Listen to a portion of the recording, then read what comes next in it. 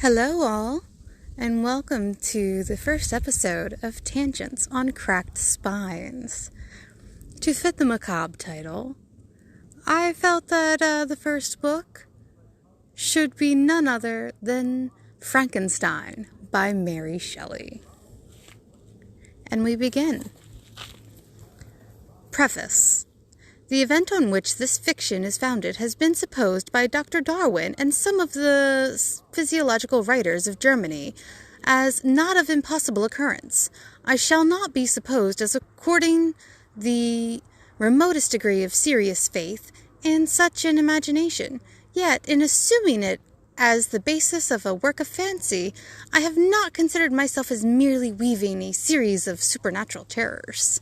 The event on which the interest of the story depends is exempt from the disadvantages of a mere tale of specters or enchantment. It was recommended by the novelty of the situations which it develops, and however impossible as a physical fact, affords a point of view to the imagination for the delineating of human passions more comprehensive and commanding than any which the ordinary relations of existing events can yield. I'm pretty sure that is above most Americans' reading level. I have thus endeavored to preserve the truth of the elementary principles of human nature, while I have not scrupled to innovate upon their combinations. The Iliad, the tragic poetry of Greece, Shakespeare in the Tempest, and Midsummer's Night's Dream, and most especially Milton in Paradise Lost, conform to this rule, and the most humble novelist who seeks to confer or receive amusement from his labors may, without presumption, apply to prose fiction a license or rather a rule, from the adoption of which so many exquisite combinations of human feeling have resulted in the highest specimens of poetry. I'm not sure this counts as poetry. The circumstance on which my story rests was suggested in casual conversation. It was commended partly as a source of amusement, and partly as an expedient for exercising any untried resources of the mind. Other motives were mingled with these as the work proceeded. I am by no means indifferent to the manner in which whatever moral tendencies exist in the sentiments or characters it contains shall affect the reader. Yet my chief concern in this respect has been limited to the avoiding the enervating effects of the novels of the present day, and to the exhibition of the amiableness of domestic affection and the excellence of universal virtue. That's a long-winded way to say, don't try this at home, kids. Oops, and I'm highlighting things. The opinions which naturally spring from the character and situation of the hero are by no means to be conceived as existing always in my own conviction, nor is any inference justly to be drawn from the following pages of prejudicing any philosophical doctrine of whatever kind. There's a hero in this movie, or this book? There's a narrator. I'm not sure there's a hero. Monster? He's not really a monster either.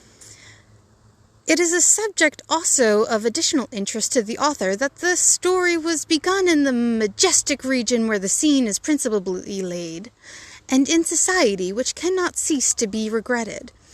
I passed the summer of 1816 in the environs of Geneva.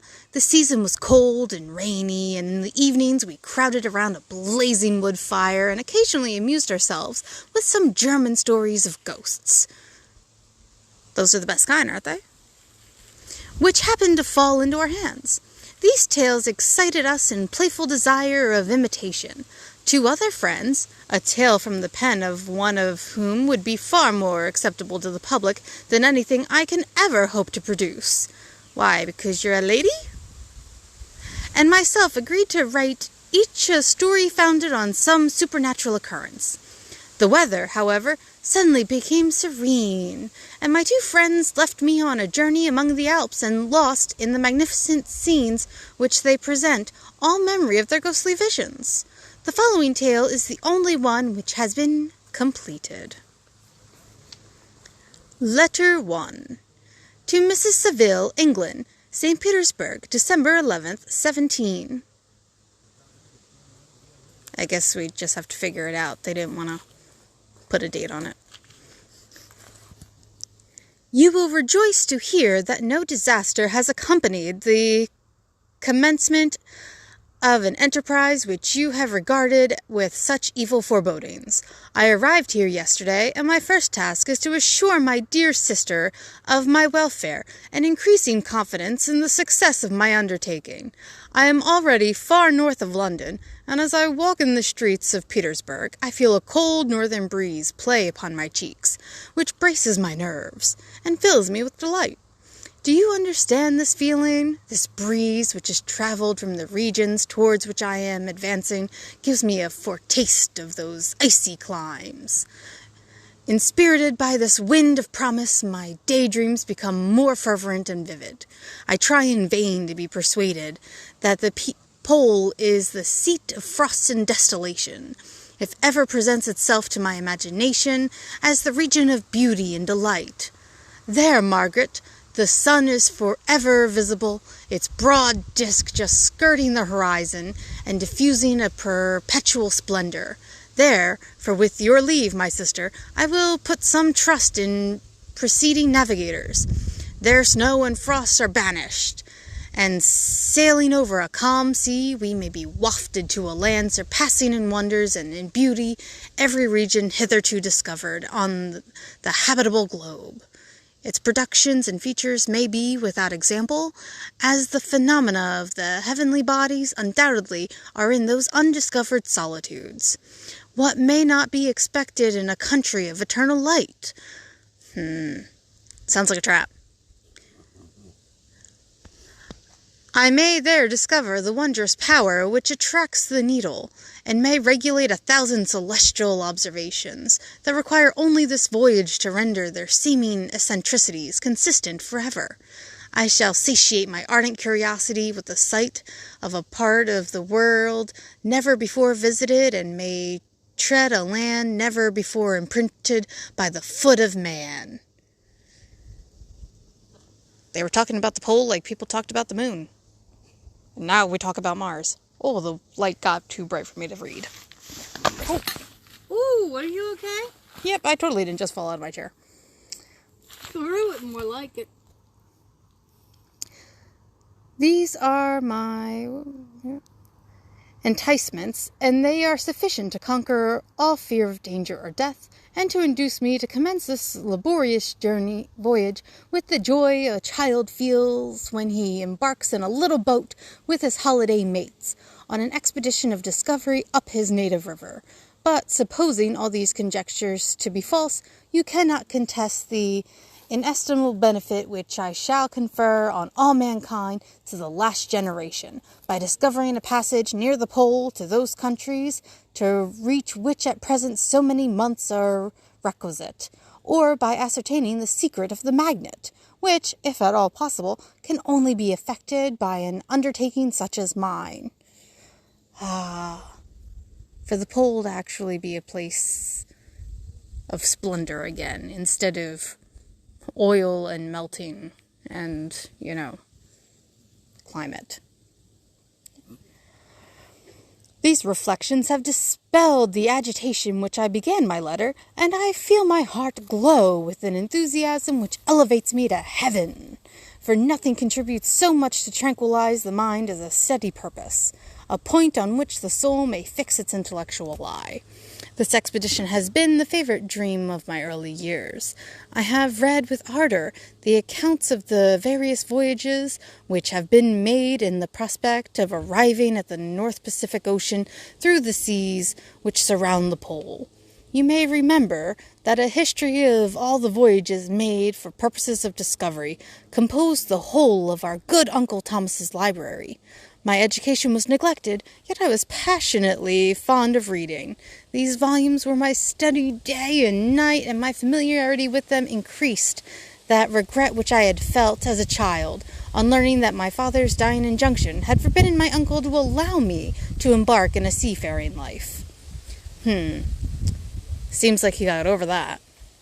These visions have faded when I pursued, for the first time, those poets whose infusions entranced my soul and lifted it to heaven. I also became a poet. Really. And for 1 year I lived in a paradise of my own creation. I'm pretty sure that's called insane. I imagined that I also might obtain a niche in the temple where the names of Homer and Shakespeare are consecrated. You are well acquainted with my failure, and how heavily I bore the disappointment. But just at the time I inherited the fortune of my cousin, and my thoughts were turned into the channel of their earlier bent. 6 years have passed since I resolved on my present undertaking. I can, even now, remember the hour from which I dedicated myself to this great enterprise. I commenced by inuring my body to hardship. I accompanied the whale fishers on several expeditions to the North Sea. I voluntarily endured cold, famine, thirst, and want of sleep. I often worked harder than the common sailors during the day, and devoted my nights to the study of mathematics, the theory of medicine, and those branches of physical science from which a naval adventurer might derive the greatest practical advantage. Twice I actually hired myself as an undermate in a Greenland whaler, and acquitted myself to admiration. I must own I felt a little proud when my captain offered me the second dignity in the vessel, and entreated me to remain with the greatest earnestness. So valuable did he consider my services. Look, Ma! My ego is stoked. And now, my dear Margaret, do I not deserve to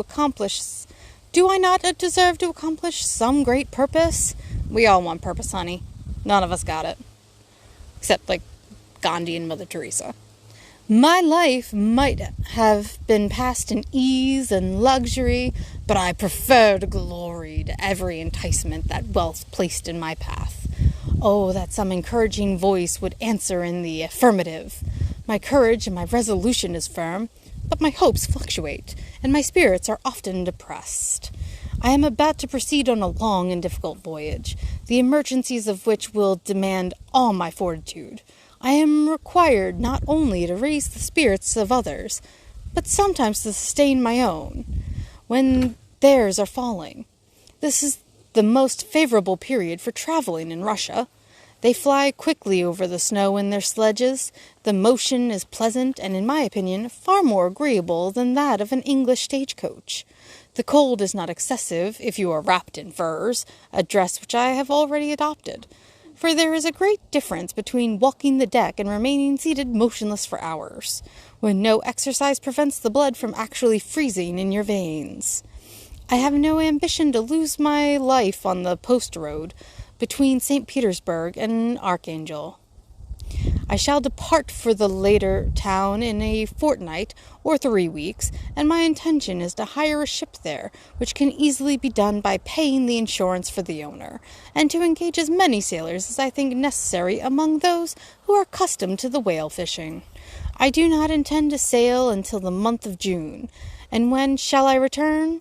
Oh, dear sister, how can I answer this question? If I succeed, many, many months, perhaps years, will pass before you and I may meet. If I fail, you will see me again soon or never.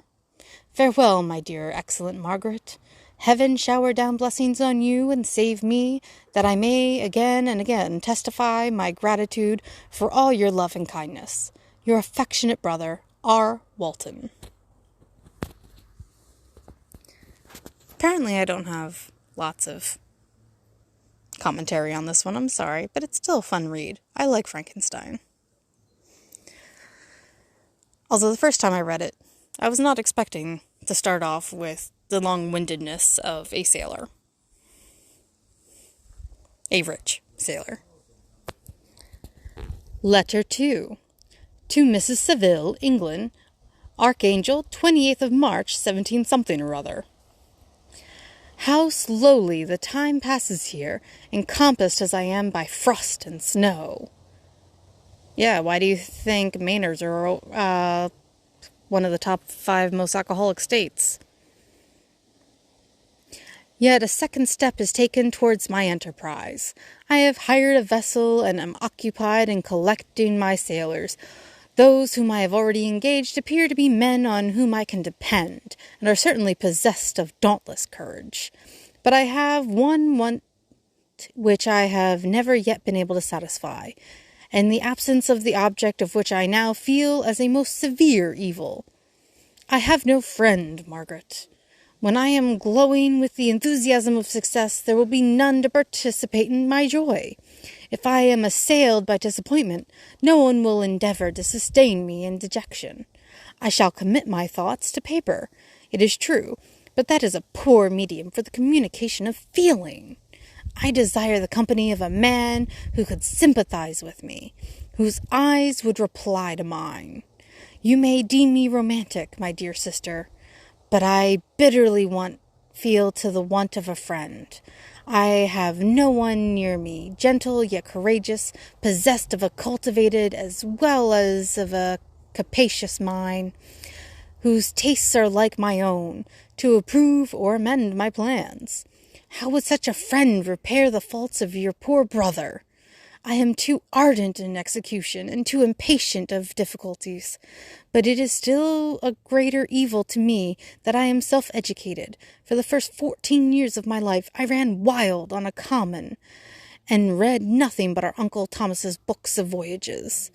At the age I became acquainted with the celebrated poets of our own country, but it was only when it had ceased to be in my power to derive its most important benefits from such a conviction that I perceived the necessity of becoming acquainted with more languages than that of my native country. Sounds like the average American. I know this doesn't take place there, but sorry, I am American. Now I am 28, and am in reality more illiterate than many schoolboys of 15. It is true that I have thought more, and that my daydreams are more extended and magnificent, but they want, as the painters call it, keeping, and I greatly need a friend who would have sense enough not to despise me as a romantic, and affection enough for me to endeavor to regulate my mind. Well, these are useless complaints. I shall certainly find no friend on the wide ocean, nor even here an archangel, among merchants and seamen. Yet some feelings unallied to the dross of human nature beat even in these rugged bosoms. My lieutenant, for instance, is a man of wonderful courage and enterprise. He is madly desirous of glory. He is an Englishman, and in the midst of national and professional prejudices, unsoftened by cultivation, retains some of the noblest endowments of humanity. I first became acquainted with him on board a whale vessel. No shit, you've only been on whale vessels. Finding that he was unemployed in this city, I easily engaged him to assist in my enterprise.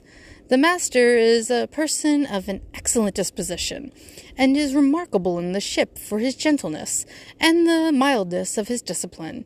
He is indeed of so amiable a nature that he will not hunt, a favourite and almost the only amusement here, because he cannot endure to spill blood. Why is he on a ship? Seems a little counterintuitive. The only profession worse, I think, would be, trapper. Soldier? Or soldier? He is, moreover, heroically generous. Some years ago, he loved a young Russian lady of moderate fortune, and having amassed a considerable sum in prize money, the father of the girl consented to the match. He saw his mistress once before the destined ceremony, but she was bathed in tears, and, throwing herself at his feet, entreating him to spare her, confessing at the same time that she loved another, but that he was poor, and that her father would never consent to the union. My generous friend reassured the suppliant, and on being informed of the name of her lover, instantly abandoned his pursuit. He had already bought a farm with his money, on which he had designed to pass the remainder of his life, but he bestowed the whole on his rival, together with the remains of his prize money, to purchase stock, and then himself solicited the young woman's father to consent to her marriage with her lover. But the old man decidedly refused, thinking himself bound in honor to my friend, who, when he found the father inexorable, quitted his country, nor returned until he heard that his former mistress was married according to her inclinations. What a noble fellow, you will exclaim. He is so, but then he has passed all his life on board a vessel, and has scarcely an idea beyond the rope and the shroud. But do not suppose that, because I complain a little, or because I can conceive a consolation for my toils, which I may never know, that I am wavering in my resolutions. Those are as fixed as fate, and my voyage is only now delayed until the weather shall permit my embarkation. Yes, because the weather's going to get so much better going to the poles. The winter has been dreadfully severe, but the spring promises well, and is considered as a remarkably early season, so that, perhaps, I may sail sooner than I expected. I shall do nothing rashly. You know me sufficiently to confide in my prudence and considerateness whenever the safety of others is committed to my care.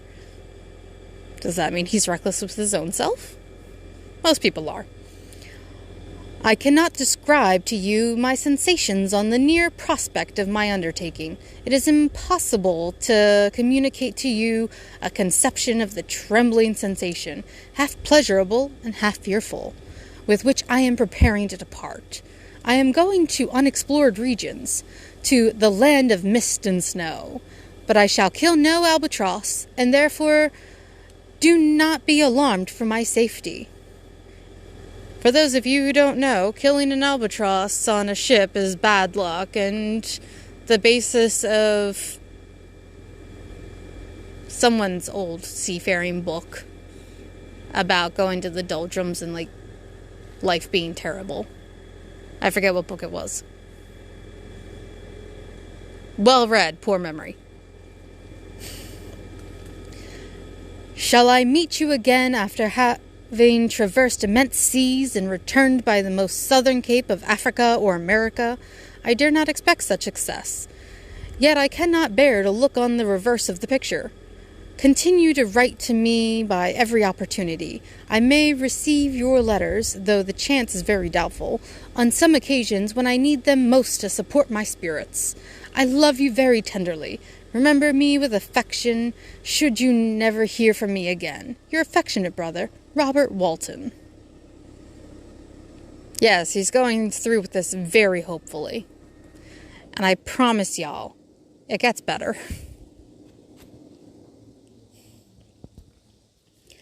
Letter 3. To Mrs. Seville, England, July 7th, 17-something or other. My dear sister, I write a few lines in haste to say that I am safe and well advanced on my voyage. This letter will reach England by a merchantman now on its homeward voyage from Archangel, more fortunate than I, who may not see my native land, perhaps for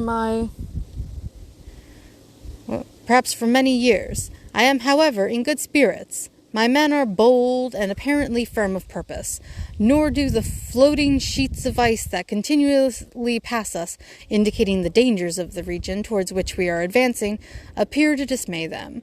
We have already reached a very high latitude, but it is the height of summer, and although not so warm as in England, the southern gales which blow us speedily towards those shores which I so ardently desire to attain, breathe a degree of renovating warmth which I had not expected. No incidents have hitherto befallen us that would make a figure in a letter. One or two stiff gales and the breaking of a mast are accidents which experienced navigators scarcely remember to record, and I shall be well content if nothing worse happen to us during our voyage. Adieu, my dear Margaret. Be assured that for my own sake, as well as yours, I will not rashly encounter danger. I will be cool, persevering, and prudent. Remember me to all my English friends. Most affectionately yours, R.W. Apparently he can't figure out how to consistently sign his name. Alright. Last letter of the day. Letter 4. To Mrs. Saville, England, August 5th, 17-something or other. So strange an accident has happened to us that I cannot forbear recording it, although it is very probable that you will see me before these papers can come into your possession. Last Monday, July 31st, we were nearly surrounded by ice, which closed in the ship on all sides, scarcely leaving her the sea room in which she floated. Our situation was somewhat dangerous, especially as we were compassed round by a very thick fog. We accordingly lay to, hoping that some change would take place in the atmosphere and weather. About 2 o'clock, the mist cleared away, and we beheld, stretched out in every direction, vast and irregular plains of ice, which seemed to have no end. Again, you were going to the north. What'd you expect? Some of my comrades groaned, and my own mind began to grow watchful with anxious thoughts, when a strange sight suddenly attracted our attention and diverted our solitude from our own situation. We perceived a low carriage, fixed on a sledge and drawn by dogs, pass on towards the north, at the distance of 1/2 mile. A being which had the shape of a man, but apparently of gigantic stature, sat in the sledge and guided the dogs. We watched the rapid progress of the traveler with our telescopes, until he was lost among the distant inequalities of the ice. This appearance excited our unqualified wonder. We were, as we believed, many 100 miles from any land, but this apparition seemed to denote that it was not, in reality, so distant as we had supposed. Shut in, however, by ice, it was impossible to follow his track, which we had observed with the greatest attention. About 2 hours after this occurrence, we heard the ground sea, and before night the ice broke, and freed our ship. We, however, lay to until the morning, fearing to encounter in the dark those large, loose masses which float about after the breaking up of the ice. I profited of this time to rest for a few hours. In the morning, however, as soon as it was light, I went upon the deck and found all the sailors busy on one side of the vessel, apparently talking to someone in the sea. It was, in fact, a sledge, like that we had seen before, which had drifted towards us in the night, on a large fragment of ice. Only one dog remained alive, but there was a human being within it, whom the sailors were persuading to enter the vessel. He was not, as the other travelers seemed to be, a savage inhabitant of some undiscovered land, but an European. When I appeared on deck, the master said, "Here is our captain, and he will not allow you to perish on the open sea." On perceiving me, the stranger addressed me in English, although with a foreign accent. "Before I come on board your vessel," said he, "will you have the kindness to inform me whither you are bound?" You may conceive my astonishment on hearing such a question addressed to me from a man on the brink of destruction, and to whom I should have supposed that my vessel would have been a resource which he would not have exchanged for the most precious wealth the earth can afford. I replied, however, that we were on a voyage of discovery towards the northern pole. Upon hearing this, he appeared satisfied, and consented to come on board. Good God, Margaret, if you had seen the man who thus capitulated for his safety, your surprise would have been boundless. His limbs were nearly frozen, and his body dreadfully emaciated by fatigue and suffering. I never saw a man in so wretched a condition. We attempted to carry him into the cabin, but as soon as he had quitted the fresh air, he fainted. We accordingly brought him back to the deck, and restored him to animation by rubbing him with brandy, and forcing him to swallow a small quantity.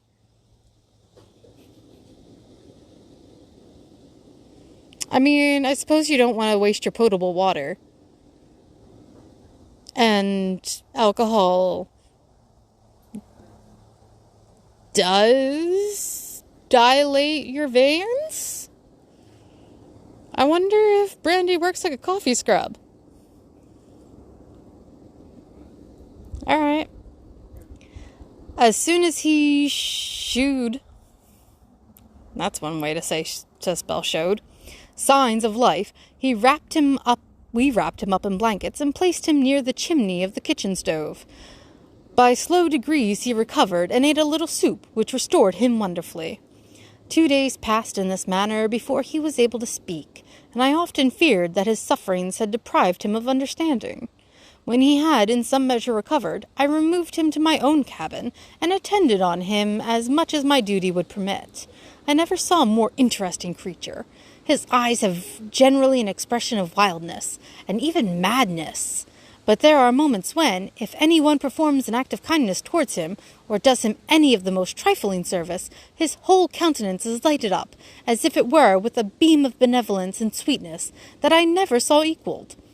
But he is generally melancholy and despairing, and sometimes he gnashes his teeth as if impatient of the weight of woes that presses him.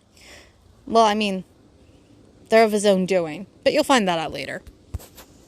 Spoilers! When my guest was a little recovered, I had great trouble to keep off the men, who wished to ask him 1,000 questions, but I would not allow him to be tormented by their idle curiosity, in a state of body and mind whose restoration evidently depended upon entire repose. Once, however, the lieutenant asked why he had come so far upon the ice in so strange a vehicle. His countenance His countenance instantly assumed an aspect of the deepest gloom, and he replied, "To seek one who fled from me." "And did the man whom you pursued travel in the same fashion?" "Yes." "Then I fancy we have seen him, for the day before we picked you up, we saw some dogs drawing a sledge with a man in it across the ice." This aroused the stranger's attention, and he asked a multitude of questions concerning the route which the demon, as he called him, had pursued.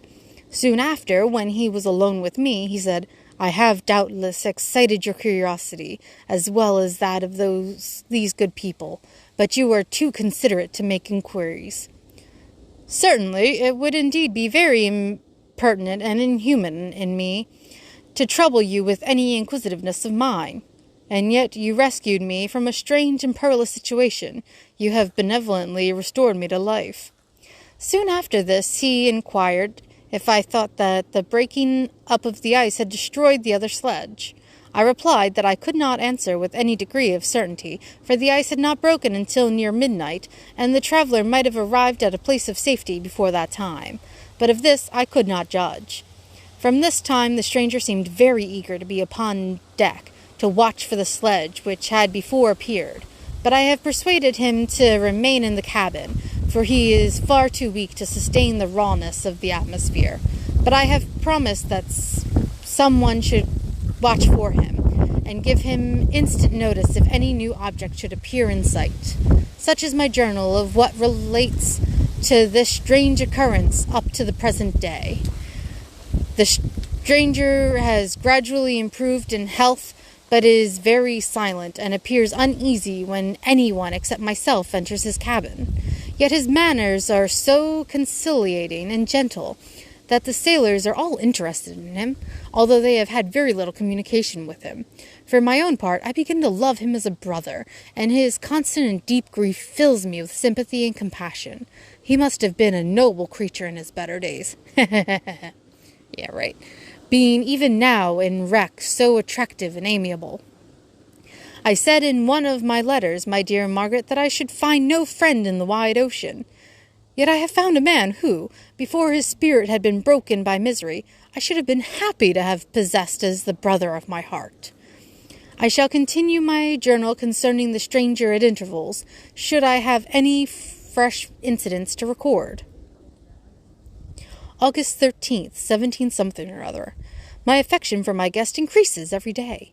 He excites at once my admiration and my pity to an astonishing degree. How can I see so noble a creature destroyed by misery without feeling the most poignant grief? He is so gentle, yet so wise. His mind is so cultivated, and when he speaks, although his words are culled with the choicest art, yet they flowed with rapidity and unparalleled eloquence. He is now much recovered from his illness, and is continually on the deck, apparently watching for the sledge that preceded his own. Yet, although unhappy, he is not so utterly occupied by his own misery, but that he interests himself deeply in the employments of others. He has asked me many questions concerning my design, and I have related my little history frankly to him. He appeared pleased with the confidence, and suggested several alterations in my plan, which I shall find exceedingly useful. There is no pedantry in his manner, but all he does appears to spring solely from the interest he instinctively takes in the welfare of those who surround him.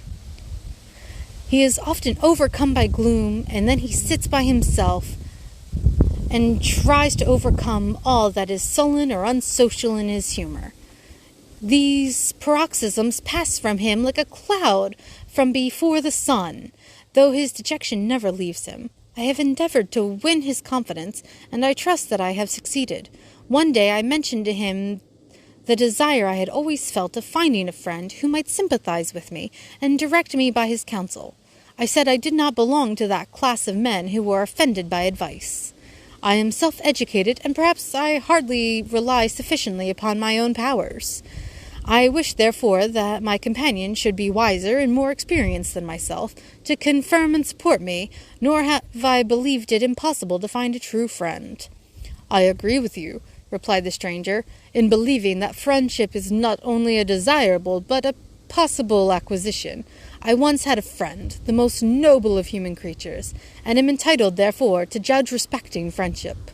You have hope and the world before you, and have no cause for despair. But I have lost everything, and cannot begin life anew. As he said this, his countenance became expressive of a calm, settled grief that touched me to the heart. But he was silent, and presently retired to his cabin. Even broken in spirit as he is, no one can feel more deeply than he does the beauties of nature. The starry sky, the sea, and every sight afforded by these wonderful regions seems still to have the power of elevating his soul from earth. Such a man has a double existence. He may suffer misery and be overwhelmed by disappointments, yet when he has retired into himself, he will be like a celestial spirit that has a halo around him, within whose circle no grief or folly ventures. Will you laugh at the enthusiasm I express concerning this divine wanderer? If you do, you must have certainly lost the simplicity with which was once your characteristic charm. Yet, if you will, smile at the warmth of my expressions, while I find every day new causes for repeating them. And that's where we'll end today. We'll start back up on August 19th. Well, in the book. It'll only be July when I record the next one. Sorry for the lack of tangents in the first episode, but I hope you enjoyed my reading as I stuttered through the first couple bits of Mary Shelley's Frankenstein.